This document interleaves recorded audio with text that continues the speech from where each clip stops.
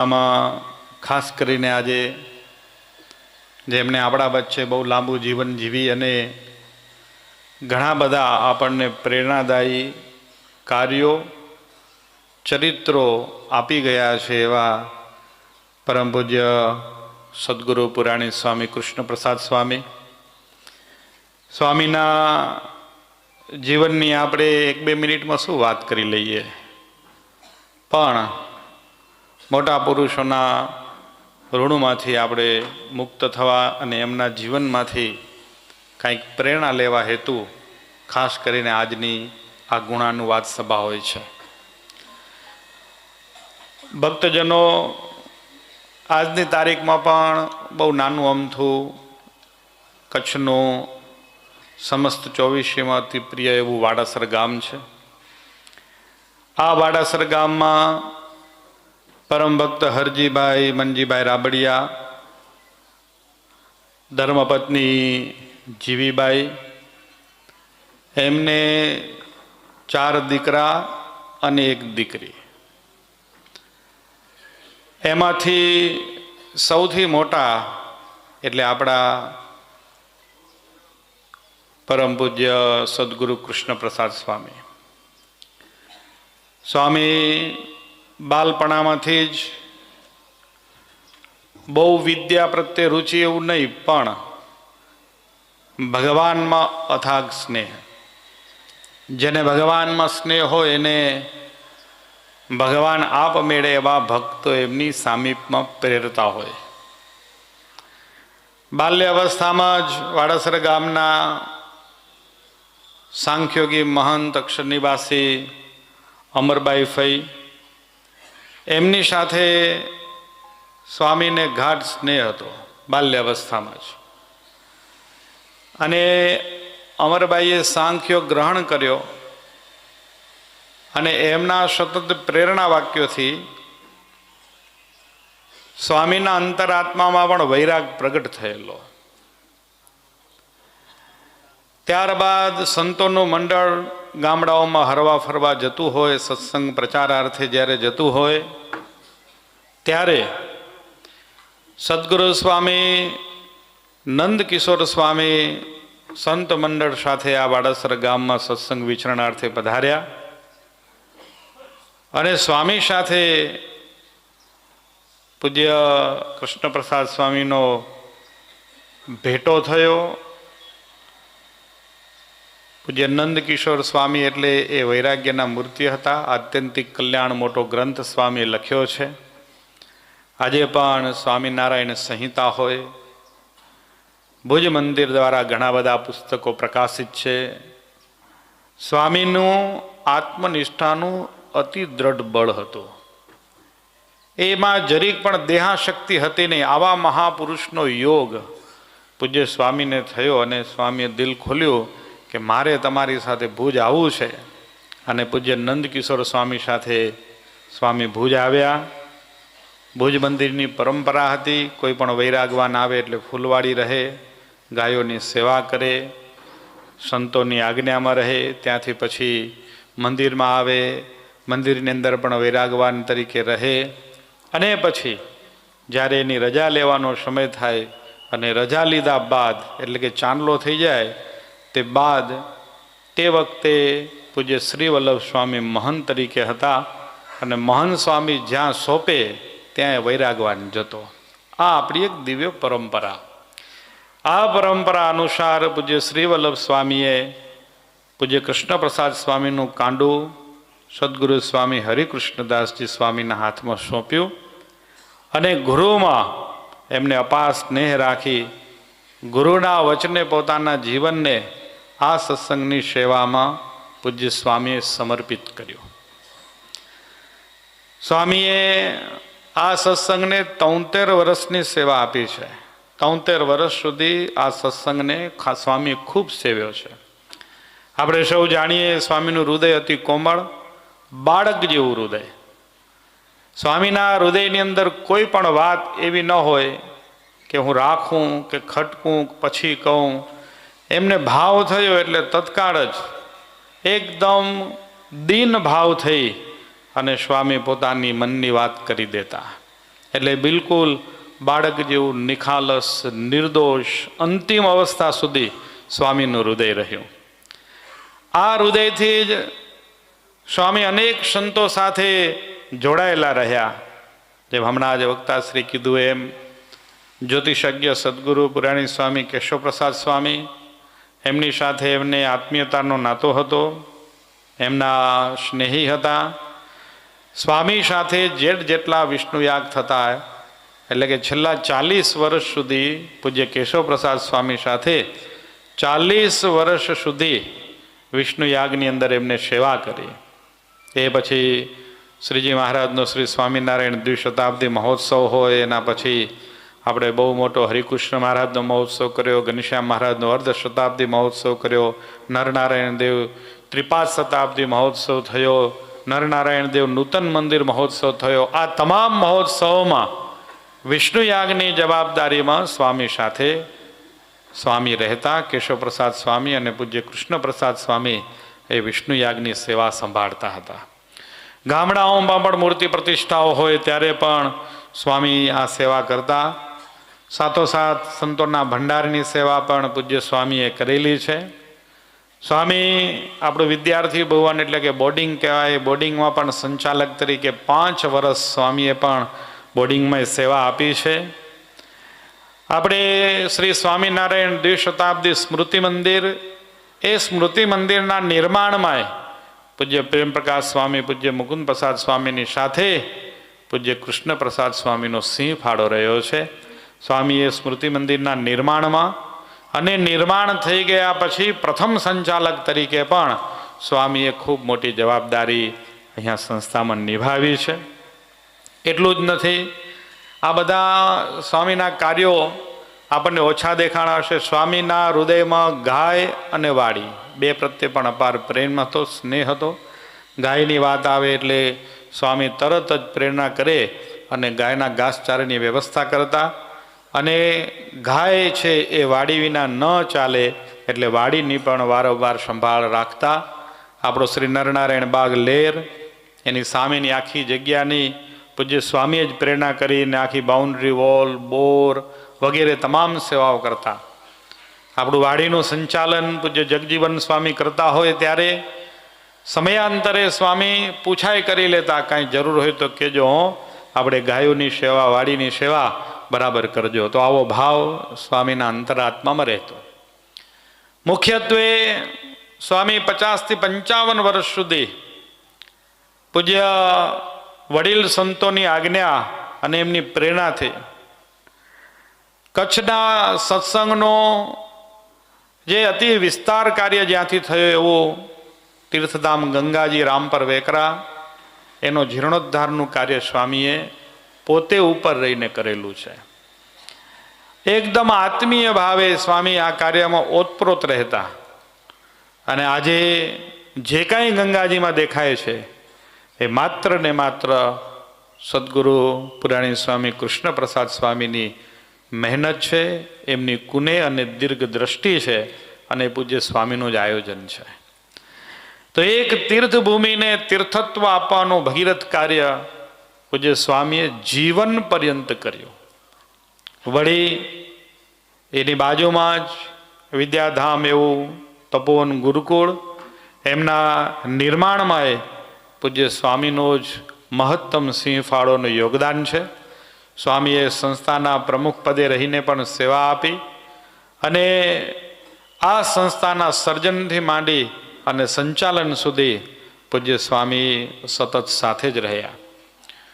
સ્વામીને સદગુરુ વાત્સલ્ય મૂર્તિ સદગુરુ સ્વામી ઘનશ્યામ જીવન સ્વામીમાં ગુરુભાવ અને સ્વામીના મંડળ તરીકે જ પહેલા સ્વામી મુકુંદ પ્રસાદ સ્વામી સાથે, ત્યારબાદ પૂજ્ય ધર્મપ્રસાદ સ્વામી સાથે, પૂજ્ય લક્ષ્મીપ્રસાદ સ્વામી સાથે અને આ મંડળ સાથે સ્વામી એકમેક થઈને રહ્યા.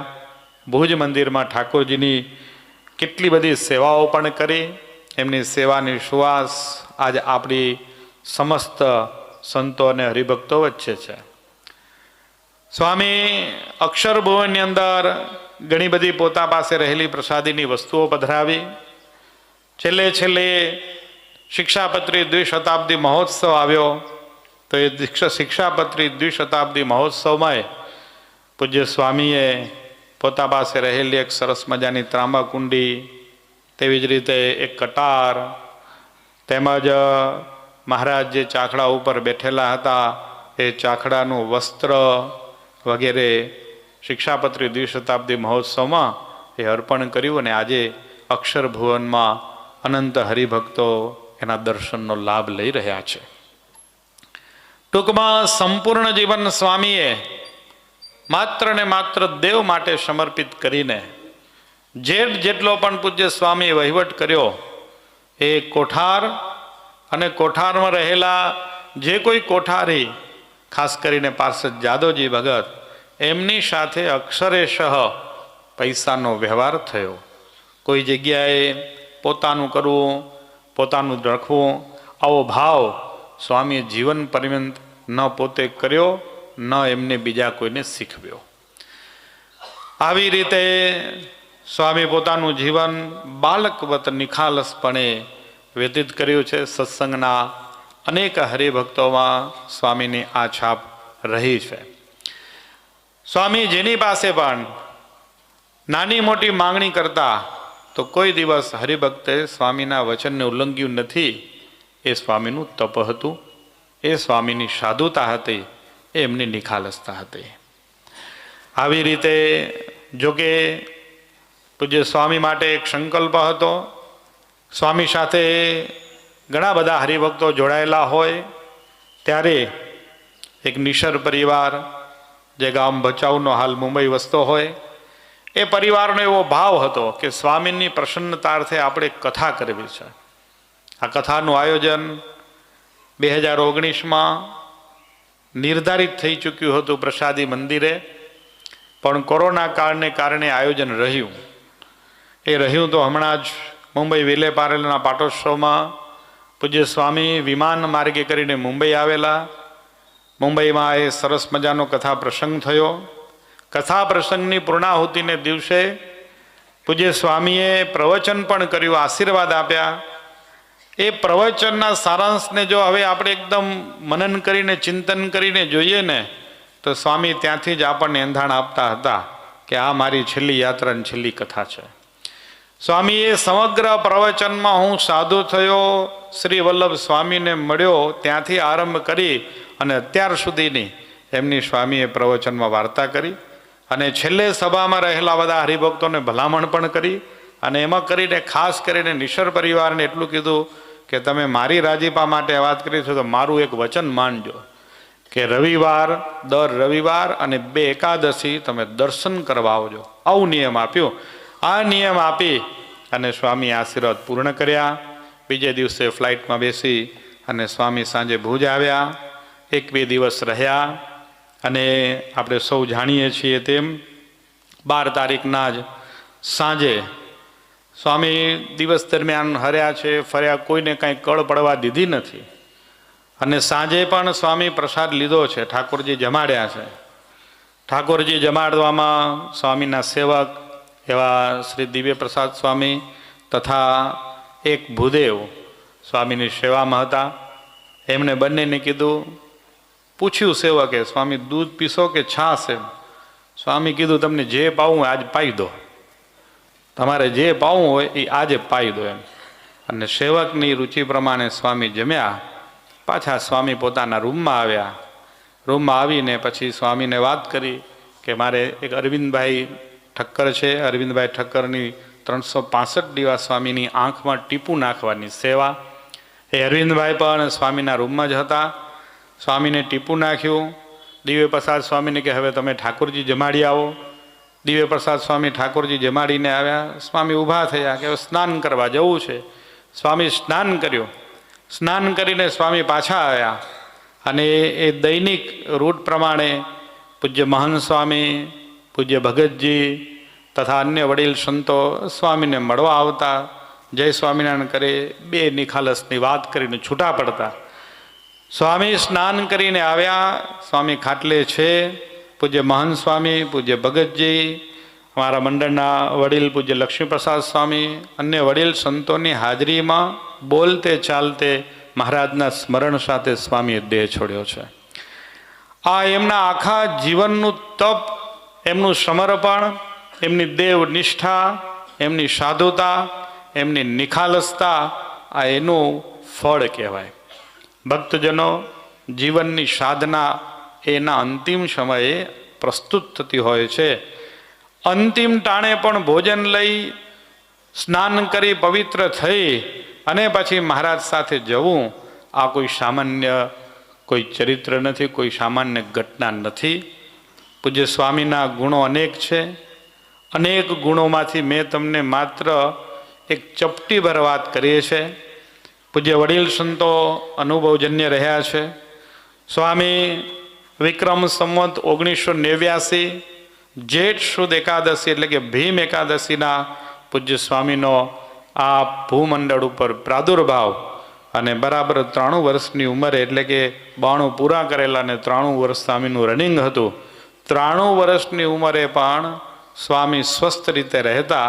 હા, છેલ્લે એક જ બીમારી, એ પણ અવસ્થાની બીમારી હતી કે શરીર થોડુંક વૃદ્ધ થાય એટલે થોડું હાડકું નબળું થાય અને સ્વામીના થોડા ફેફસા નબળા લેતા, એટલે વધારે પરિશ્રમ થઈ જાય કે વધારે ચલાઈ જાય તો શરીરમાં ઓક્સિજન ઘટે, તો એ ઓક્સિજન લેવાની, બીજી કોઈ પણ જાતની દવા સ્વામી આ દેહમાં વાપરી નથી. તો આવી રીતે તંદુરસ્તપણે અને એકદમ સ્વસ્થ અને સભાન અવસ્થાથી સ્વામી આ દેહનો ત્યાગ કર્યો. બહુ લાંબુ જીવન, પણ અતિ પ્રેરણાદાયી જીવન, બહુ લાંબુ જીવન, પણ કળિયુગમાં નિખાલસ થઈને જીવવું એ અતિ અઘરી વાત કહેવાય. આવું કપરું જીવન પણ સ્વામી સરળ બનીને જીવ્યા છે.